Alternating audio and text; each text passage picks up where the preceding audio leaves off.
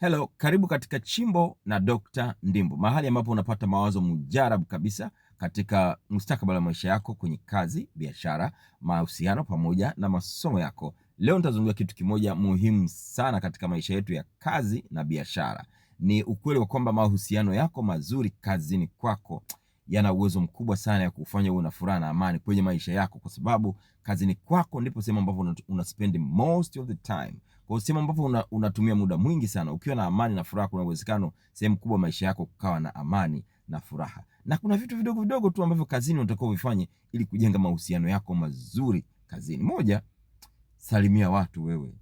Salimia watu. Ya. Mbili, uwe na heshima. Heshimu watu kwa kutokujali vyeo vyao wala umri walionao.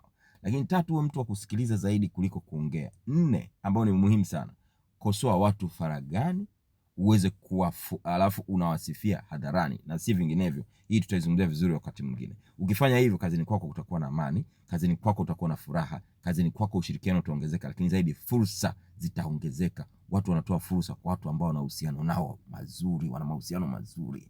Ukiharibu, fursa hazitaonekana, hautakuwa na amani, hakutakuwa na furaha, kutakuwa na ushirikiano kabisa. Ukiona huu ujumbe vizuri hivi, like, comment, subscribe kwenye YouTube channel hapa, na usisahau kushare na mtu mmoja tu ambaye ungetamani ujumbe huu umkute. Hili ndio Chimbo la Dr. Ndimbo. Tukutane kazini. See you at work.